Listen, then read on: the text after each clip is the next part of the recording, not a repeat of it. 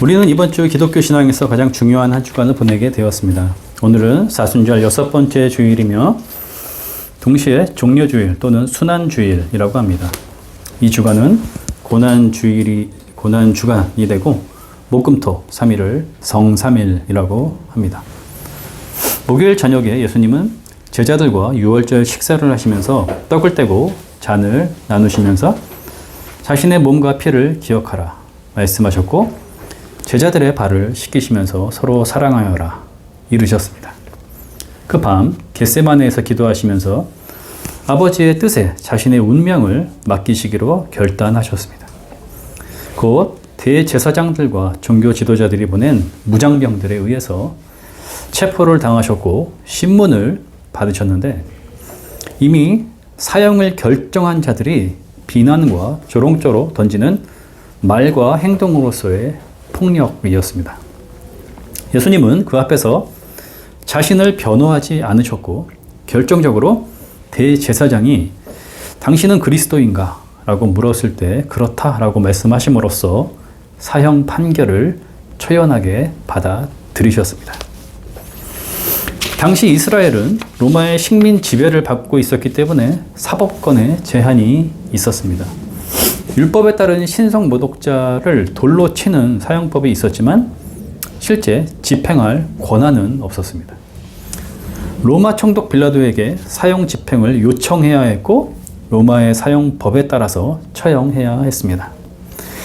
이스라엘 종교 지도자들은 정당한 재판 절차를 따를 생각이 본래 없었고 금요일 저녁 유월절이 다가오기 전에 사형을 집행하기를 원했습니다. 결국 목요일에서 금요일로 이어지는 밤에 체포와 신문을 당하신 예수님은 하루도 지나지 않은 금요일 오전에 십자가형을 받게 되셨습니다.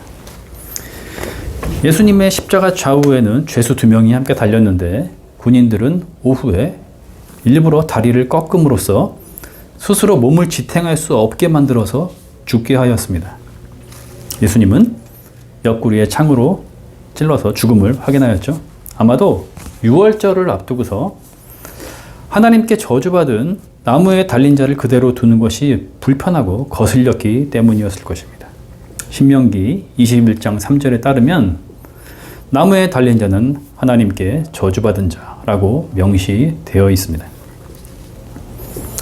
하나님 신앙이 삶의 중심인 이스라엘 사람들의 세계관에서 나무에 달려 죽임을 당한다는 것은 상상조차 할 수 없는 치욕이고 공포스러운 일이었습니다. 죽음을 받아들이느냐의 문제를 떠나서 하나님으로부터 떨어져 나간다는 것, 아무런 희망이 없이 버려진다는 것을 의미했기 때문입니다. 인간은 희망이 있기 때문에 살아갈 수 있고 죽음의 순간에서도 그 희망은 반드시 필요합니다. 율법은 나무에 달려 죽은 자를 해가 지기 전에 내리라고 규정하고 있습니다. 인간에 대한 배려의 차원이라기보다는 그로 인해 땅이 더럽혀지는 것을 방지하기 위함이었습니다. 그런데 로마의 십자가형은 이러한 조치도 없었습니다. 나무에 달아 죽인다는 점에서 이스라엘의 신성 모독자 처형과 그 방법이 유사했지만 더 잔인했고 비인간적이었습니다. 수치를 감당한 채 처참하게 죽어가는 모습이 공개되어져야 했습니다. 날씨나 날짐승들로부터도 보호를 받을 수 없었고 죽은 이후에도 그냥 방치되는 것이 일반적인 경우였습니다. 로마의 질서를 위협하는 자들에게 가해지는 본보기식 처형이었습니다. 예수님이 하나님께 저주받음의 형벌인 나무에 달린 죽음을 맞으시면서 동시에 로마의 십자가형으로 운명하신 사건은 특별한 하나님의 섭리를 우리에게 보여주고 있습니다.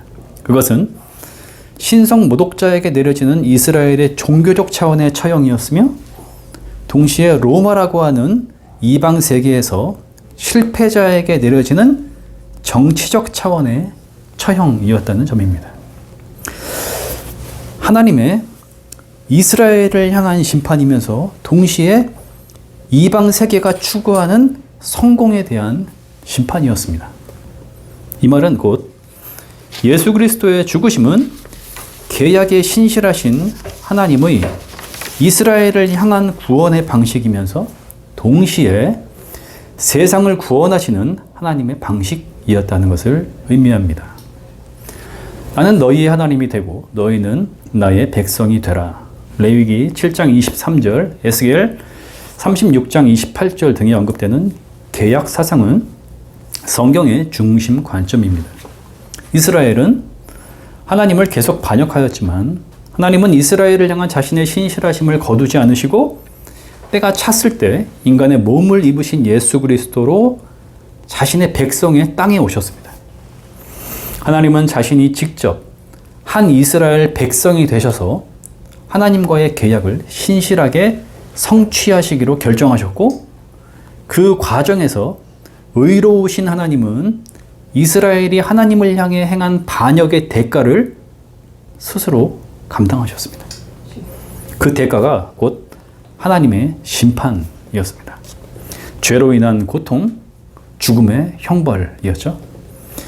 참 하나님이 참 인간이 되셨다는 사실, 인간으로서 우리를 위하여 고통을 당하시고 죽으셨다는 사실은 그럴 수 있지라는 평범한 감정으로 받아들일 수 없는 기적 중의 기적이며, 인류는 그 사실 앞에 놀랄 수밖에 없습니다. 예수님은 이스라엘 땅에서 한 이스라엘 사람으로서 신성모독죄라는 죄명으로 억울하게 처형이 되셨는데, 왜 그분의 죽음이 이스라엘의 죄악을 담당한 구원이라는 차원에 국한되지 않고 온 세계 모든 인류에게 구원을 주시는 사건이 되는 걸까요? 예수님의 죽음에 이스라엘과 로마, 즉 이방 세계가 함께 관여했기 때문입니다. 이방 세계를 대표하는 로마는 인간들의 생사 여탈권을 가진 황제가 있었고, 세상의 평화와 질서를 구현하는 이념이었던 법과 군대가 있었습니다. 로마로부터 인정받는 것은 인생의 성공을 의미했죠. 로마 이후의 모든 나라와 제국들, 지금 이 시대에도 여전히 그 이념이 적용되고 있습니다. 우리가 살아가는 이 세계에도 제국과 같은 나라가 있고, 군대와 법, 정치 질서, 인간의 권력과 성공 지향 방식 모두 로마를 따르고 있습니다. 예수님은 이스라엘 종교 지도자들에 의해 신성 모독죄로 인한 사형 판결을 받으셨지만, 로마 황제의 대리인인 총독 빌라도의 결정으로 로마의 법과 군대에 의해서 처형되셨습니다. 의로우신 하나님의 아들을 처형한 두 공범, 이스라엘의 위선적인 율법 종교와 로마의 세계 질서 이념은 모두 하나님 앞에서 불의한 것으로 폭로되었습니다. 자기 의에 빠진 종교는 하나님을 대항할 뿐이며, 세상의 성공 방식은 하나님 앞에서 초라한 변명에 지나지 않음이 여실히 드러나고 말았습니다. 어느 시대, 지금 이 시대에도 마찬가지죠. 예수님의 죽음에 이스라엘과 이방 세계 둘 다 책임이 있다는 것은 하나님의 구원이 이스라엘과 이방 세계, 즉 온 세계와 인류에게 영향을 미치는 사건이 된다는 것을 의미합니다. 예수 그리스도의 십자가 사건은 추상적인 것이 아니라 실제적인 사건으로 받아들여야 합니다. 오늘 내가 하루 중 실제 목격할 수 있었던 일이거나 아주 가까운 사람에게 어제 일어난 생생한 사건처럼 말이죠. 십자가 사건은 2000년 전 6월절을 하루 앞둔 어느 날 골고다라고 하는 예루살렘 진영 밖에서 일어난 구체적인 시간과 공간을 가지는 역사적인 사건입니다. 십자가를 감상적으로 생각하는 그리스도인은 슬픔과 비탄에 빠지기 쉽고 고행의 상징으로 바라보려는 경향이 있습니다. 그 슬픔 안에 자신을 가두려고 하죠. 어떤 이들은 십자가를 종교 창시자가 당한 고난과 순교의 상징으로 보려고도 합니다. 십자가의 실제성이 간과되었기 때문입니다. 사도신경은 다음과 같이 고백하고 있습니다.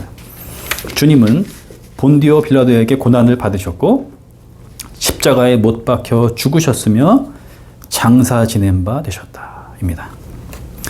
예수 그리스도의 탄생은 하나님이 우리와 함께 하심을 온 세계에 드러낸 기쁨의 절정이었죠.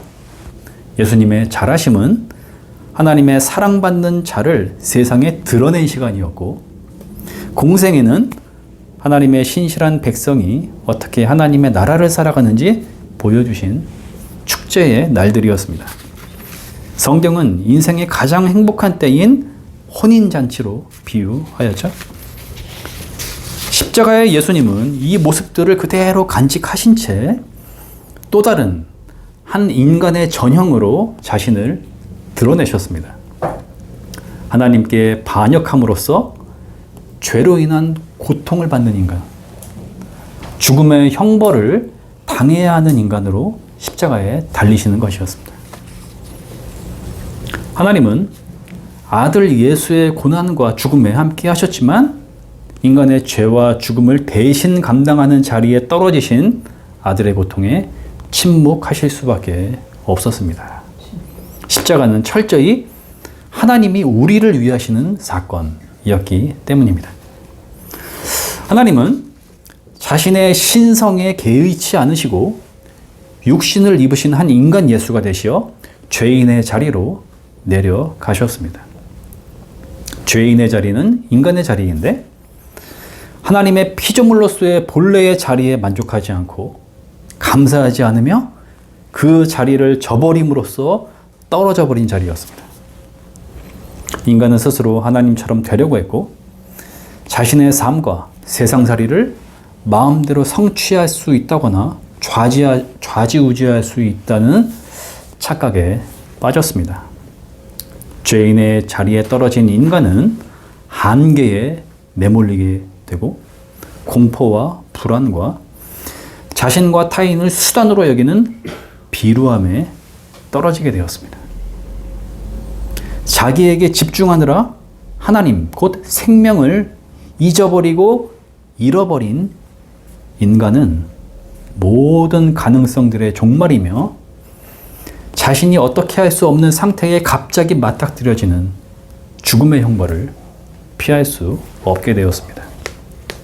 장사 지냄은 그 죽음이 끝이라는 것을 최종 확인하는 자리이며 망각 속에서 완전히 잊혀지는 존재가 되는 것을 의미하죠. 예수 그리스도는 십자가 사건을 통해 인간이 죄로부터 겪는 고통을 끝내셨습니다. 인간 스스로가 자신의 인생을 책임질 수도 없고 완성할 필요도 없으며 하나님의 피조물로서 감사하는 자로 살아가야 한다는 것. 일상이 신비로 가득하다는 것. 주어진 생명의 날들을, 그 날들을 아름답게 살아가는 것이 하나님의 다스림을 받는 하나님 나라의 삶이며 생명 충만한 삶이라는 것을 주님은 보여주셨습니다. 종교 지도자들이나 세상의 성공 이념은 그것을 실패자의 모습이라고 보았지만 하나님은 그것이 참 인간의 삶이라는 것을 부활을 통해 인정해 주셨고 증명해 주셨습니다. 이제 인간은 예수 그리스도로 인해 본래 하나님의 사랑의 파트너인 피조물로서의 본래 자리를 찾아갈 수 있게 되었습니다. 예수님은 죽음이라는 절망, 영원히 살 것 같은 거짓 희망 속에서 갑자기 끝나버리고 버려지는 감당할 수 없는 인간 운명의 비극을 끝내셨습니다. 주님은 모든 인간이 하나님과의 관계 속에서 살아있다라고 말씀하셨고 요한계시록 1장 18절에서 자신이 한번 죽었으나 영원히 살아있어서 사망의 열쇠를 가지고 있다라고 선언하셨습니다.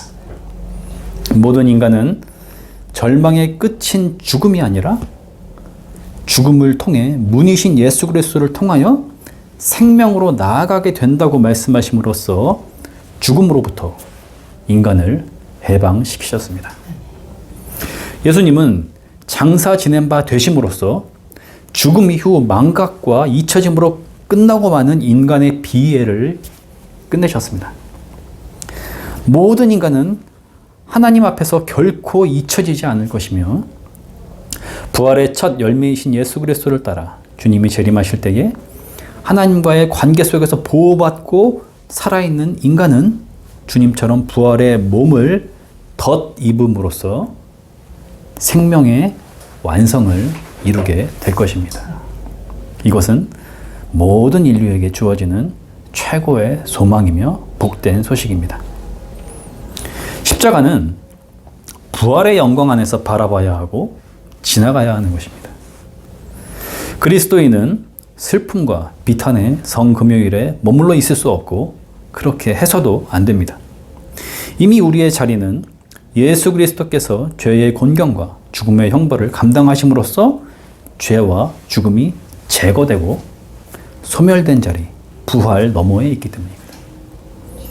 그것은 인간이 하나님으로부터 무죄 판결을 받은 자리이기에 우리에게 요청되는 것은 새 마음을 가지고 앞으로 나아가는 것입니다.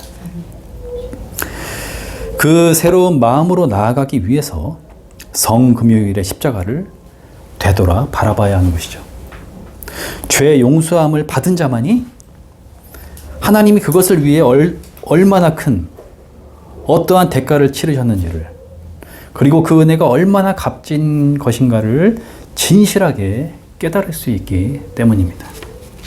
그 깨달음은 인간을 이전에 죄와 죽음의 종로로 타던 때로 결코 되돌아가지 않게 하며 자유와 감사와 기쁨으로 생명의 날들을 살아가게 함으로써 하나님께 영광을 돌리는 삶을 살아갈 수 있도록 우리를 이끌어 줄 것입니다. 아멘.